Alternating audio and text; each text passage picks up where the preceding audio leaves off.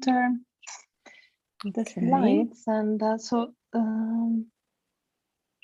okay, now I resume. I wanted to, yeah, okay, I think okay, it's so you're good. Okay, so it's a great pleasure to have today Elena Pulvirenti from TU Delft, and she will talk about metastability for the dilute Curie-Weiss model with Glauber dynamics. Elena, thanks for accepting our invitation, and the floor is yours. Thanks a lot for inviting me to talk. It's really a great pleasure for me. So I plan today to talk about this project, which is in collaboration with Anton Bovier and Saeda Marello from Bonn. And let me start really from the beginning. And I will spend a few words about metastability in general, and then I'm going to discuss about a dilute version of the well-known mean field Curie-Weiss model, and then I will discuss what metastability means for this model. So let me, because I didn't take for granted anything, so I really start from the beginning, and the first thing I want to discuss is what is metastability. So in general, metastability is a quite ubiquitous phenomenon where a system is which is under the influence of some stochastic dynamics. We can see that it moves between different regions of the state space on different time scales. So the existence of different time scales is somehow telling us that there is metastability. So what happens is that if we look at the system under the stochastic dynamics, then we see that we can see that there is a fast time scale where the system reach somehow quasi-equilibrium within a single subregion. And then we might think that the system is in equilibrium in this subregion, but instead, if we look at the system on a slow time scale, we see that the system does jumps between subregions. Okay, so there are these two different time scales. So this is, so here I have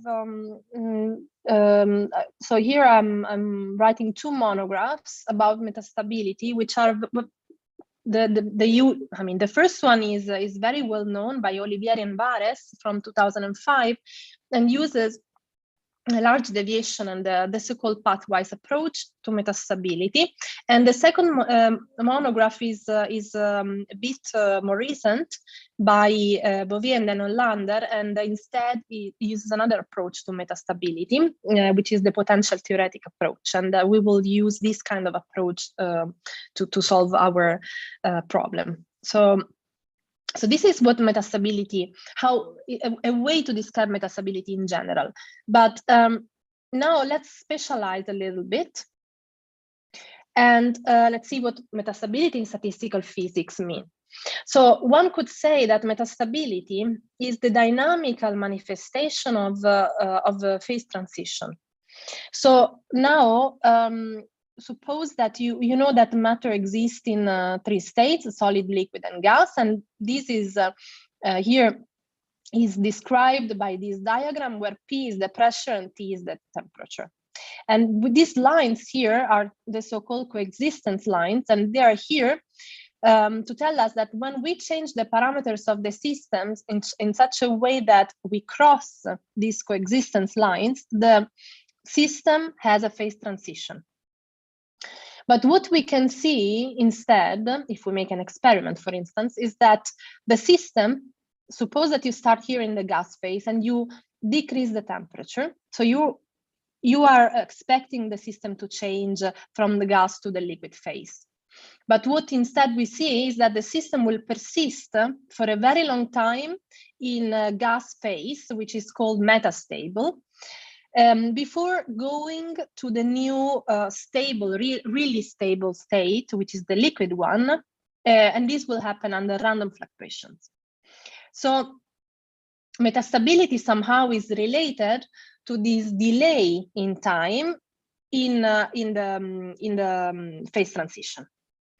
So an example is condensation. No? As I said, where the metastable state is the gas and the stable state is the liquid.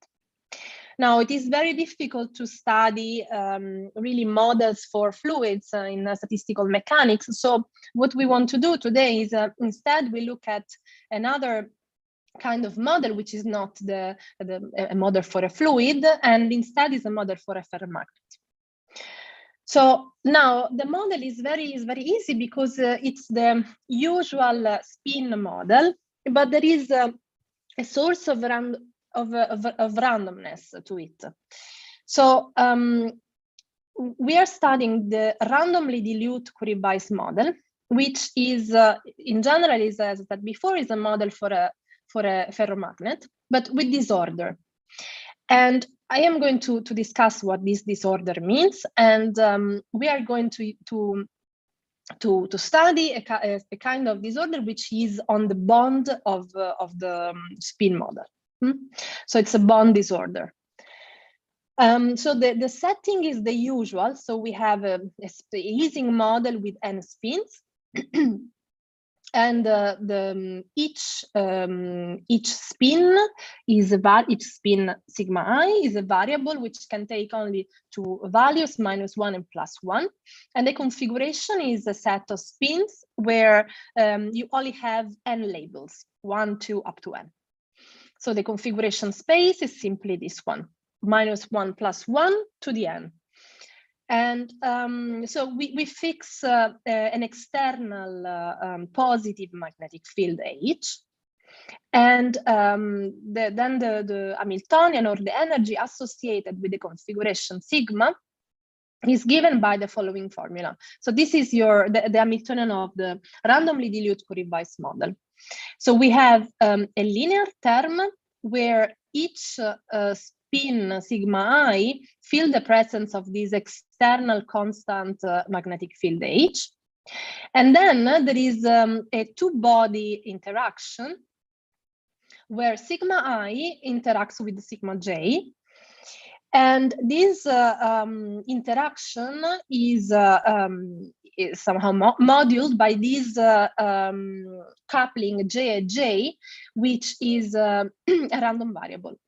So J is, and here this is the only source of randomness in this modification of the Curie-Weiss model, because J are a sequence of i.i.d. random variables. Now we choose, so let's see how we choose these random variables. They must be symmetric, and they have a certain expectation, which is a constant p between 0 and 1. Now, for everything that I will say in this talk, we will suppose that the J are Bernoulli with parameter p, and I will explain in a second why this is an interesting case. But the general result can be generalized to more general random variables.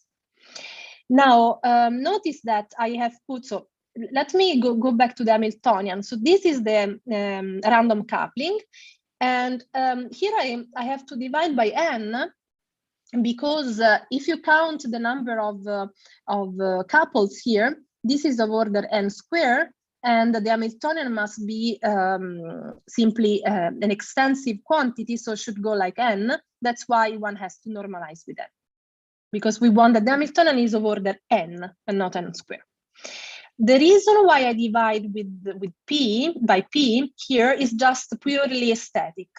So if you don't like this p here, you can also not divide by p. What I want to emphasize is that dividing by p, we simply have that the expectation of our Hamiltonian is simply the Hamiltonian of Curie-Weiss, which you can recognize here in this formula here. So the Hamiltonian of Curie-Weiss is simply the same Hamiltonian we are looking at, but where the J are replaced by 1, simply. Okay, so now there is a, sorry, let me go just say another thing about this model.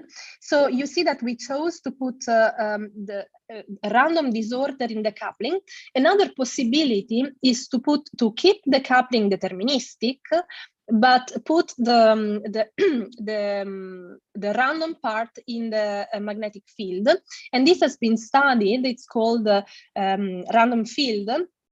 Curie-Weiss model with random field, I think, Curie-Weiss model. And this has been studied by Bovier, Bianchi, and Joffe. Okay, so why do we choose the JJ? Why do we want to look at the case where the JJ are Bernoulli with parameter P? Well, because there is a connection with random graphs, and it's a very simple connection. It's almost naive, if you want. It's the following. So if you define as the so-called interaction graph, so it's a graph that has as vertex set just the labels of the spins, and the edge set are all the edge I and j where the jj is non-zero. So basically you have your spins and you put a link between each couples if the jj is non-zero. Otherwise you put no link. So if you do so, this Hamiltonian, well, you can simply put the randomicity from this coupling here. You can replace 1 here, but then you have to sum over all the edge which are in the interaction graph. You can do that. And if the JJ are Bernoulli, then what you're doing is that you put a link with probability P, and you put no link with probability 1 minus P. And this is the definition of an Erdos-Renyi random graph with a fixed edge probability P. So by doing so, basically, our model is an Ising model on a random graph. That's why we are interested in the case where JJ are Bernoulli, but, and I will say this towards the end of the talk, but JJ can be more general. So, of course, if you consider the standard Curie-Weiss model, then G is simply a complete graph because every two pair of spins interact with each other. Okay, so let's see. I said before that metastability depends on a stochastic dynamics. So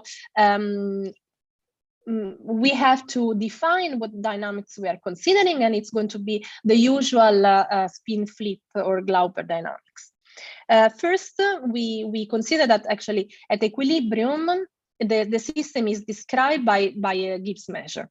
So the probability that I see my system in a configuration sigma is given by E2 minus beta times the Hamiltonian H divided by the normalization or the partition function. And beta is the inverse temperature, so it's a positive parameter. And Z is the normalization of this Gibbs measure, or also called the partition function. And as I said before, the Glauber dynamics is, so now I think that the sigma is not anymore a configuration, but it's a Markov chain. So sigma t is, if you want, it's a discrete time Markov chain with the following transition probabilities. So this is the transition probability to go from sigma to sigma prime, where sigma prime is equal to sigma, but I have flipped one spin.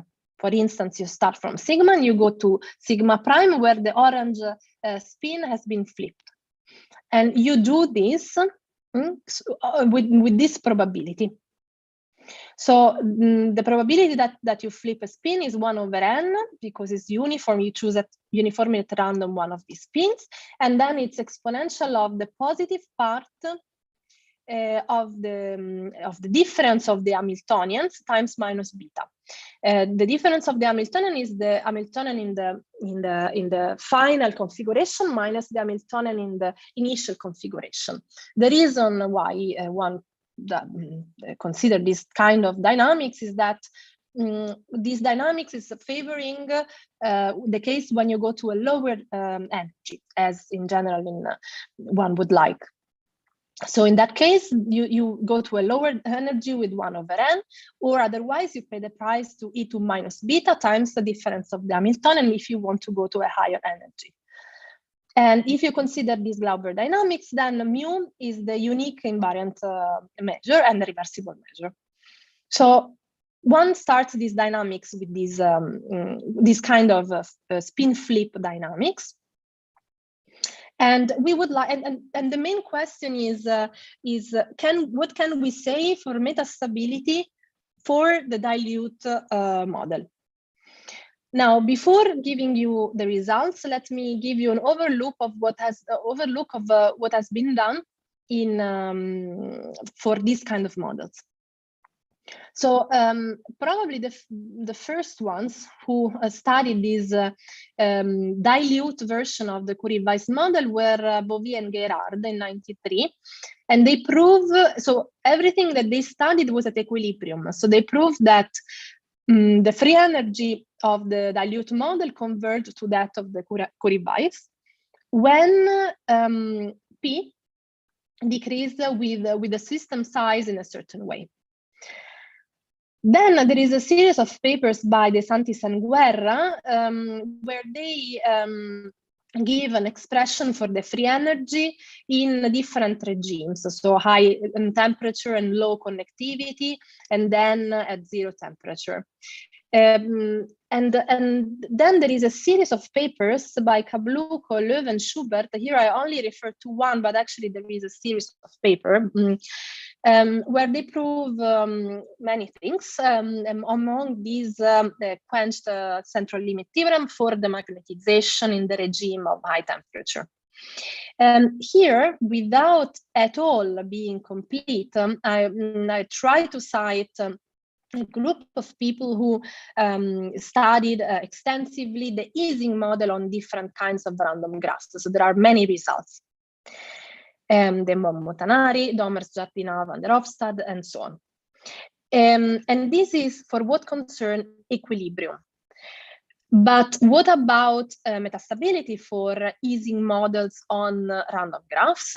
Well, there isn't much. There is a paper by Domers, De Nollander, Jovanovski, and Nardi from 2017, where they study the Ising model on a certain random graph, on the random regular graph, and on the configuration model. And they do it in a regime where beta is going to infinity and the number of vertices is fixed. So that somehow is the regime. We want to consider the opposite regime. While here I'm referring to another paper where they actually study metastability for the Ising model on the Erdos-Renyi random graph in the fixed temperature and in the limit when n is going to infinity. Here I wrote thermodynamic limit, but actually it's not really good to write it. I meant when n is going to infinity, when a number of vertices is going to infinity. And this is exactly the randomly dilute Curie-Weiss model. So I am going to give you our result, and then I'm also going to compare it to the result of De Nollander and Jovanovski. So okay, in order to give you the result concerning the randomly dilute model, I want to first spend a few words about the Curie-Weiss model, which probably all of you already know, but not knowing who was present in the audience, I thought I would just start from the mean field model and then go to the dilute one gradually. So the fact that the Curie-Weiss model is a mean field model means that one can define the so-called magnetization, which is the average of the spins, and it is possible to express the Hamiltonian as a function only of the magnetization. So you see here, you see that the Hamiltonian is an extensive variable. So it's n times a function which depends only on the magnetization. The magnetization takes values in this space gamma, which goes from -1 to +1, and then you go up of 2 over n by 2 over n. And this is a notation which I will use many times. So this is the pre-image of a magnetization M, or namely it's the set of spin configurations which have magnetization M. So by doing this, because we have somehow introduced, defined a mesoscopic object, such as the magnetization, one can define the measure in the magnetization M for a fixed magnetization M. So this is nothing but the equilibrium measure computed in all the set of configurations sigma with magnetization M. And the nice thing of having to deal with a mean field model is that this becomes E2 minus beta n times the free energy in M, which is a function of M. The free energy is the energy plus 1 over beta times the entropy. So this is the second law of thermodynamics, if you want. And the entropy is given by all the possible configurations. So it's the usual binomial coefficients is all the possible configurations, spin configurations with magnetization M. Okay, so because everything is so clean for the Curie-Weiss model, one can really say everything about metastability.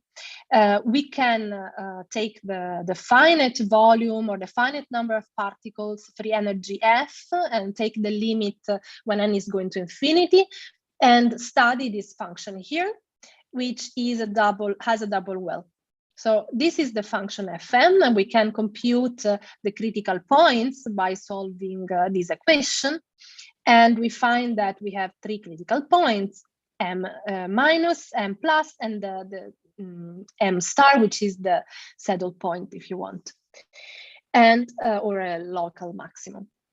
Okay, so now the question is very simple. So let's start from M minus, and you start the spin flip dynamics, which I have defined for the dilute model, but you can with a little bit of imagination, you can define the same dynamics for the Curie-Weiss model. So you start the dynamics from M minus, and you wait the first time that the system hit the M plus point. And the question is, how long does it take? So the presence of this double well is telling us that there are 2 possible equilibrium measures, and this system has a phase transition, and the question is dynamically, how can I describe this? So because I have Markov processes, let me define it in time of a set A in the usual way. And this one is nothing but the expectation with respect to the Markov process for the Curie-Weiss model, which is evolving with the Glauber dynamics, starting from a certain configuration sigma. And now the theorem, and I just realized that I didn't put here any reference, but there are too many actually, because it's a well-known result, is that this result is about the mean metastable exit time. So the time the system needs to go from sigma, which is any configuration with magnetization M minus, to the set of configurations with magnetization M plus. So this time in the regime actually where the parameters beta and h, so beta should be bigger than 1 and h should be small enough. This is simply the regime at which I have a phase transition. This mean hitting time is, let's look at the leading order term, is exponentially big in, so n is going to infinity. So this is exponentially big in the difference of the free energy at the top of the saddle point and at the starting point. So you see that the system has to overcome this energy barrier, and it does so in a time which is exponentially big in the barrier, in the height of the barrier.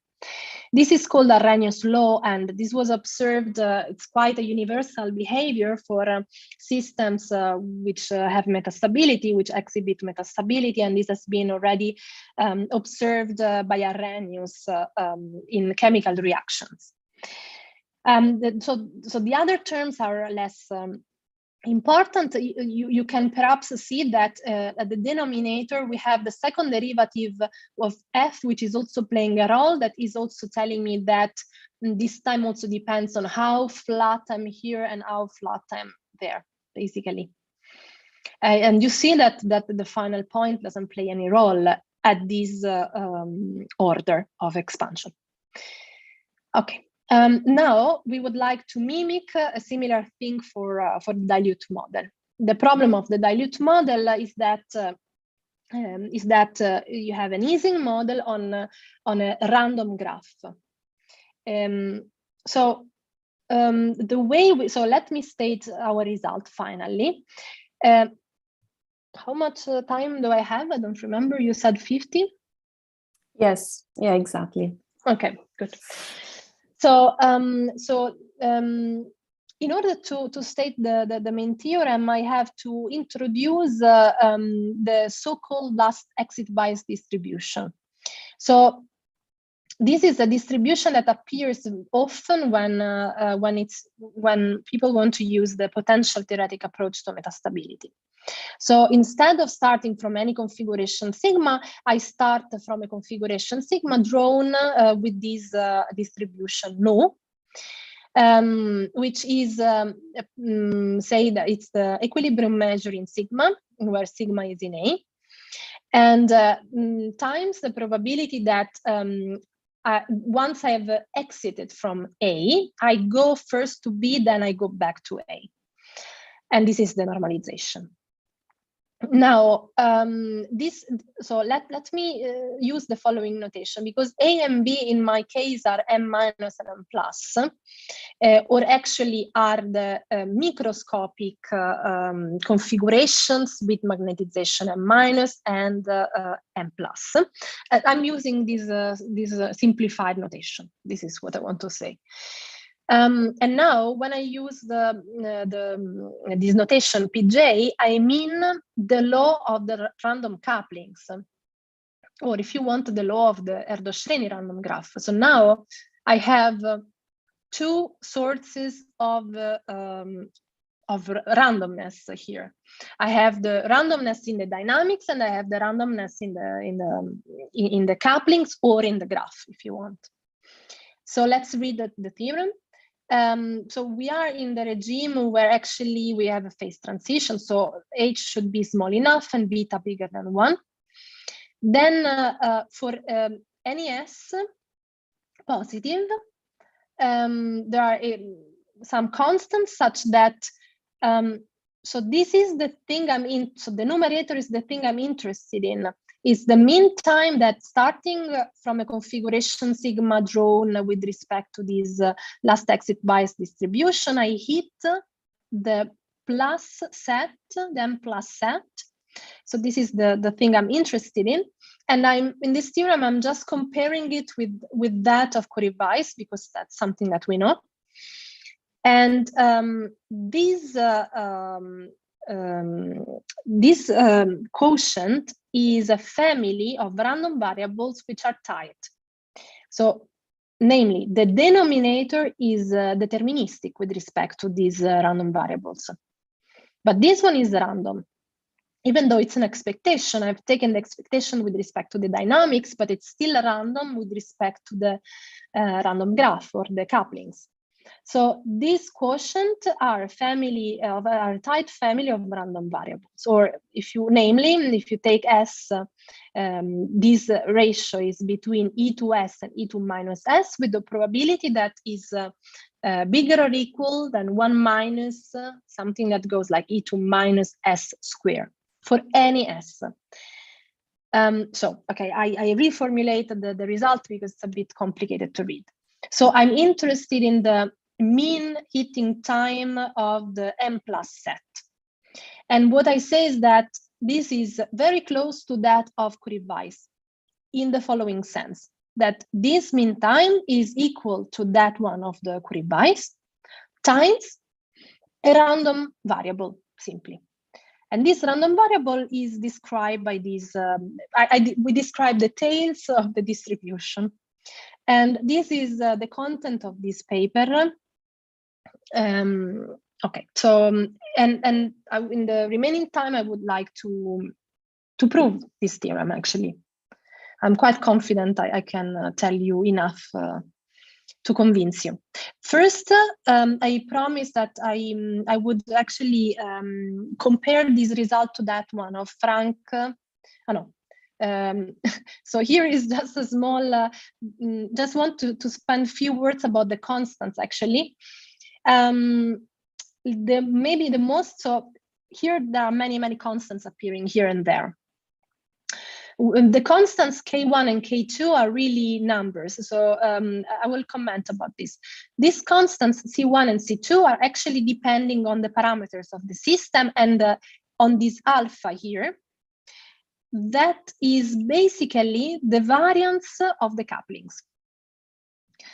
So, okay, and this is quite intuitive. So here actually in the upper bound and in the lower bound, the variance of the couplings is playing a role. So this is just what I wanted to mention, but all these constants are explicit. Okay, so now I wanted to compare the result with that of Frank and Oliver. So what they prove is that they actually study exactly the same model, and what they prove is that uniformly in the starting configuration, which is nicer than our case, because we have to start from these last exit bias distribution. So their result is uniform in the starting point. They prove that almost surely the mean hitting time is equal to that of Curie-Weiss, basically. Here I just wrote the leading order term, times a polynomial term with which is their random prefactor, which is polynomial in n, and they don't know how to identify the exponent. But what we prove is that somehow in our theorem we prove that this prefactor is not a polynomial, but is a factor of order 1. So the difference is that they use the pathwise approach to metastability, and we use the potential theoretic approach. So and I should also maybe say that they also obtain a result for the exponential law of the mean time normalized with the expectation. Okay. So let me spend a few words about our approach. So I don't want to be too technical here. So I want to go really to the more interesting part of the proof. But in few words, what we use is an approach initiated by Bovier, Eckhoff, Gerard, and Klein in the beginning of 2000, which gives this mean hitting time in terms of objects which have a link with electric networks. And these objects are the capacity of two sets and the harmonic function. So the capacity and the harmonic function are defined normally in an analytical way, but here I prefer to use the probabilistic definition of these quantities, and they're both defined in terms of probabilities of hitting first one set, then going back to the starting set, and so on. But I mean, I don't want to spend too much time on this, because what I want to emphasize is that why would it be more useful to study this object and the actual mean time of the Markov process? Now, this is what you're asking yourselves.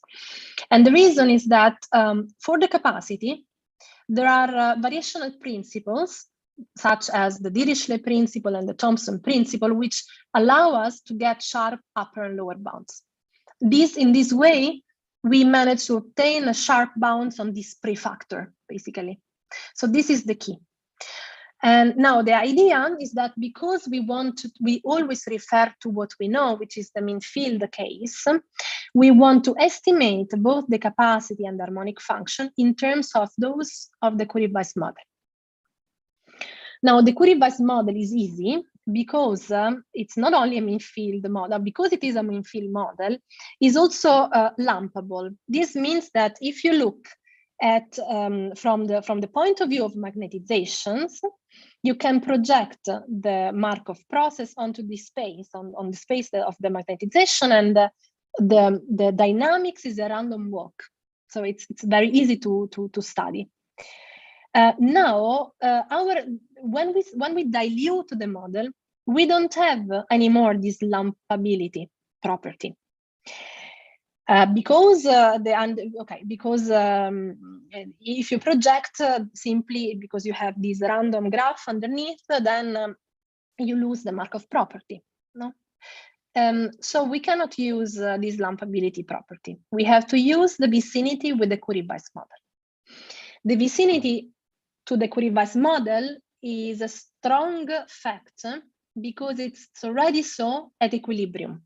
So now forget about the dynamics. Let's see what we can say at equilibrium already, whether these two models are already close at equilibrium.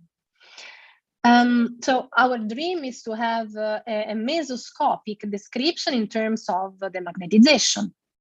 Or actually, our dream would be to have a description of simply of the equilibrium measure of the set with fixed magnetization M. And what we can prove is that this mesoscopic measure is close to the same mesoscopic measure of Curie-Weiss in the following sense. So I have an upper bound where, okay, so forget this Z because they're just normalizations, they don't play a role. So here I have e to the alpha times e to the y, where y is a random variable, is a sub-Gaussian random variable. So this means that it has this distribution. And I get a similar lower bound, but I have a different constant here, kappa instead of alpha. So let's see how to prove this. So I hope that I convince you that this is a good first step. No? Step one is the mesoscopic measure is close to the mesoscopic measure of Curie-Weiss. Let's see how to prove this. So so here I've rewritten the target result. Instead of upper and lower bound, I just wrote this approximation here, just to be shorter. So let's see how to prove this. So remember, okay, here I just write the definition of the mesoscopic measure, which is the sum over all the configuration sigma which have a fixed magnetization M of E2 minus beta H. Now I add and subtract the Hamiltonian of Curie-Weiss, which, if you remember, I can also write it in this way in terms only of M. Now, this is just a notation, so you can relax. So this one is, so this sum is just, I just want to call it for notational purposes, E to NF, because it looks like a free energy somehow. And this F depends on both N and M, the fixed magnetization that we have chosen. So now I do a trick. I rewrite E to the F as E to the F plus and minus expectation of F. So here I add and I subtract the expectation of F in the exponent. And now let me recall, because we want to compare this mesoscopic measure with the one of Curie-Weiss, so let me recall it. And so this is E to the usual free energy, which can be divided into the energy part and the entropy part. Okay, so then what do I want to do? You see that we want to compare, so we want to compare this line with this one. So this factor we already have, so we don't have to do anything. And then we have, so here we have this entropy, which here is written as the cardinality of the set Sm.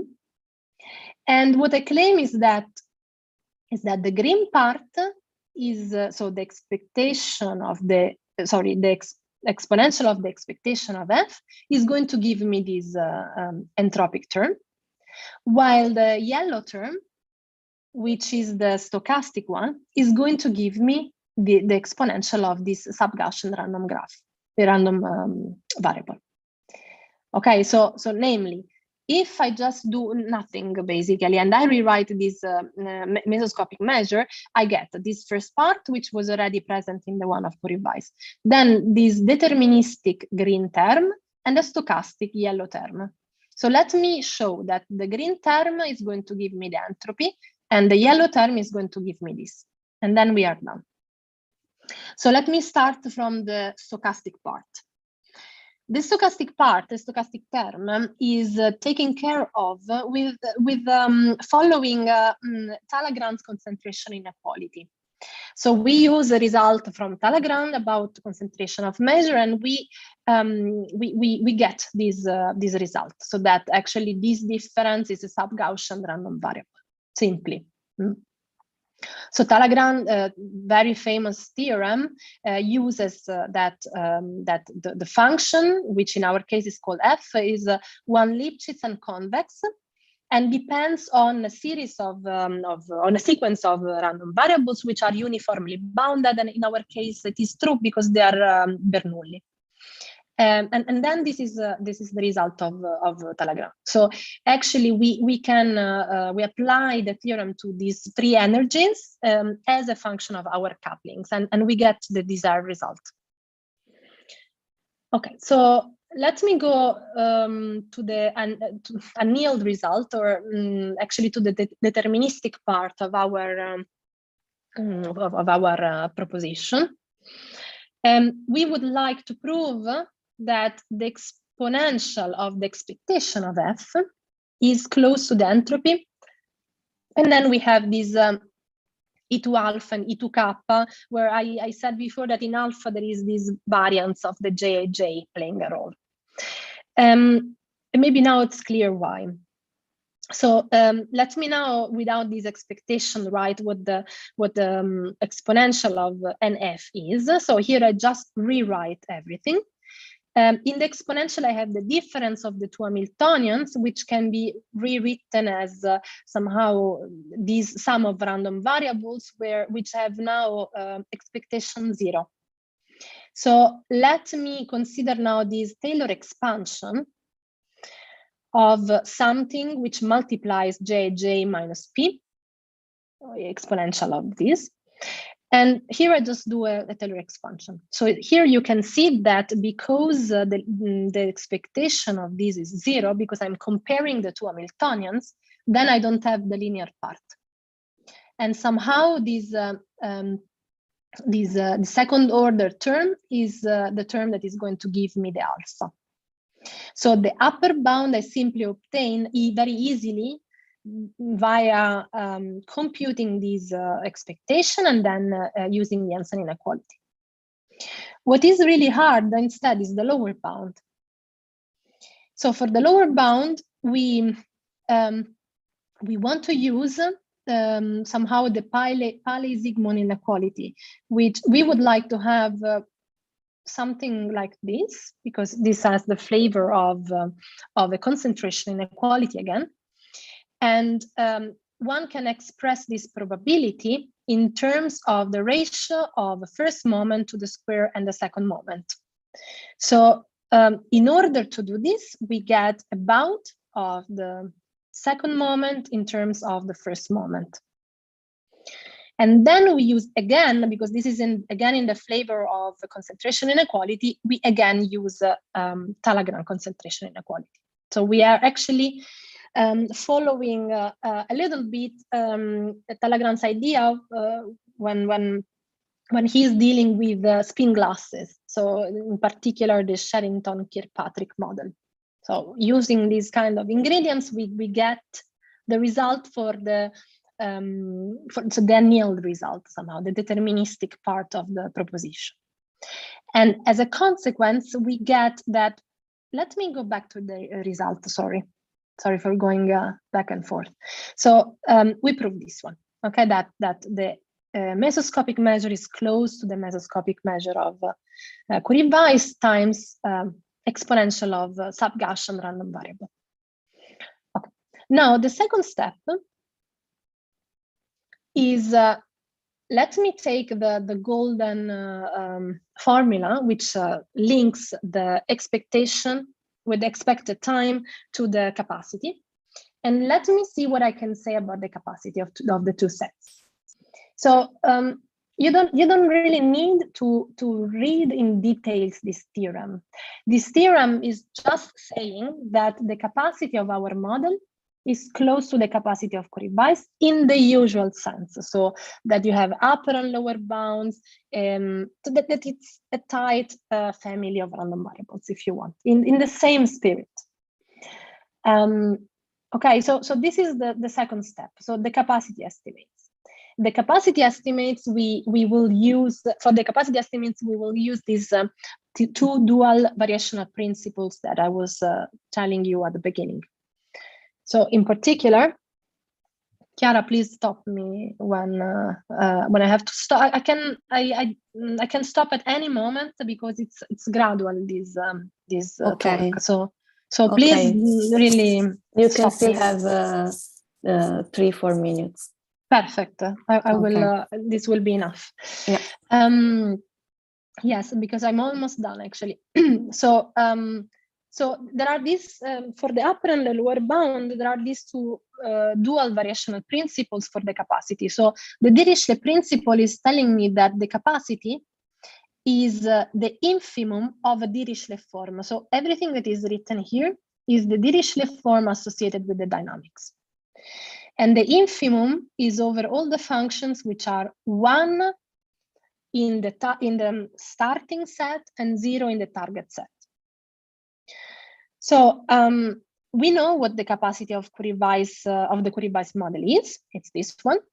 So simply we use the vicinity of the mesoscopic measure to Curie-Weiss, and we try to recognize in this infimum the capacity of Curie-Weiss. And we try to recognize the annealed term and the stochastic term, which we have been already at equilibrium.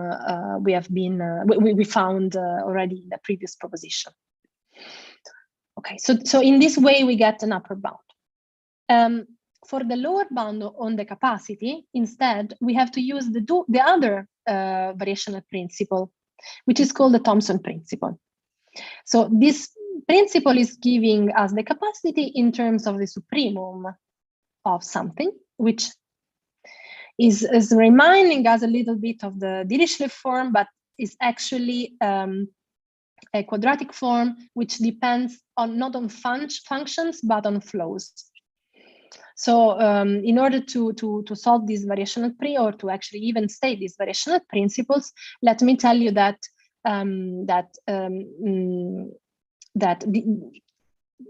supremum is over all the maps which start from the set of pairs such that I have a transition for my dynamics. And a unit flow is a map which satisfies the usual electric networks rules. So the Kirchhoff law, which is telling me that the total current entering in a node is equal to the total current going out. And this is telling me that the total current entering in A is equal to the total current going out from B. It's the usual electric networks rules. Okay, so the third step I'm going to skip because it's really, really, really technical, and it deals with actually controlling the harmonic function present in this sum. It's always the hardest point. Okay, so let me skip it. And just wanted to say one intuition about how to. No, I'm going to skip it. Sorry, because I don't want to be really too long. Instead, I want to conclude. So let me skip the harmonic function estimate, and let me summarize what I just said. So we compute the metastable time for the dilute Curie-Weiss model. The way we prove this is that we use a potential theoretic approach, which translates the question of studying a mean time for a Markov process into the study of some electric networks, basically. But already at equilibrium, the mesoscopic measure is close to the one of Curie-Weiss, and this is proved via concentration inequalities. For the capacity, there are variational principles. And for the harmonic sum, there is a lot of work, which is very technical, and I'm going to skip. There are two related problems I'm working on at the moment. The first one with Johan Duppeldam and Vicente Lenz from TU Delft and Martin Slovic from Mannheim. And it's the dilute version of the Curie-Weiss pots, where actually the spins are Q colors. And the second model we are working on at the moment is the dilute version of the Hopfield model, where actually the couplings are scalar products of some patterns, which are again spins, again multiplied by random variables. And this is together with Saeda Marello and Martin Slovic. And with this, I apologize if I was too late, and I thank you for your attention. It was perfect. So we can unmute ourselves and thank Elena for the nice talk. Thank you. Thanks. Are there any questions or comment? See. So I have a curiosity. Okay, sorry, Milton. Go ahead, Chiara. Okay, I just have a curiosity. If you go back to your the summary slide, I was curious because you mentioned that you can put the randomness in the both in the Hamiltonian, both in the two-pair interaction and also in the magnetization. Can you also have both at the same time? Are these models studied, or it's? No, I never saw. I mean, probably you can do that, but I've never seen the situation where you have both. The couplings and the random field. Okay. Could be interesting, but could be also quite difficult, because already the random field case. So the random field case is, in a sense, is more easy, and in another sense, is more complicated. It's more easy because actually you have the disorder is on top of the sites. So the structure of you don't have this somehow this random graph structure underneath. But that's been done for unbounded fields, and this is also quite complicated. So, but to answer your question, I don't know. I've never seen both random. The same, okay. But both are the same. Yes, maybe I can think about it. Milton. Yeah. So sometimes people play a little bit with the p. For example, they send p to 0, and depending on the rate at which those since this dynamics looks a little. They have some similarities and some difference with the dynamics with fixed p. Do you have any idea of what happens in those cases? So yes, I can say something. So I said that p is fixed because it was fixed in this work with Saeda and Anton. But now working on the other models, we are understanding that we can play a bit with p indeed. So p can go a little bit to 0 in the sense that say n. I think I don't want to say something. Am I recorded now? But okay, I think no, so. because okay, no, I think that that n square p should still go to 0. No, yes, to infinity. Sorry. No, so p can go to 0, but not too fast. If this is true, we are still somehow in a regime. So I didn't say anything about it, and now I regret. But of course, we are studying a dense random graph. Actually, it's a quasi-complete graph. So we are very, very far from saying anything about the sparse regime. But to me, of course, speed can also not be fixed, constant, but could also go to 0, but very slowly with n. And yeah, and I think we can manage to arrive to the regime, which I don't remember by heart, by Kabluko, Löwe, and Schubert, that I refer to at the beginning. But yeah, so we can say something, and this has something to do also with the choice of the random variable, of course, and on that. So, what is the problem here? Of why? Where is it failing? Of course, it's failing here. It's very easy to see, so I don't like here. So this is the variance of the couplings, and here is failing. So then you have a trivial bound. Okay, but this is coming from somehow this Taylor expansion. So considering the higher order, we can say something about when p is going to 0, but not too fast. Okay, sorry, I was maybe I don't know if it's clear, but yes, but no, still far from the sparse regime. That's there is no hope for me, at least for me, maybe somebody else. Okay, thank you. Yeah. Are there any more questions for Elena? See. Okay, so if not, Elena, thanks again. Thanks a lot. And I think we update next Wednesday with Lich and Sai. Thank you, everyone, and see you next Wednesday. Bye, Elena. Thanks again. Thanks a lot. Bye. Ciao, Thanks. ciao. Ciao. Bye.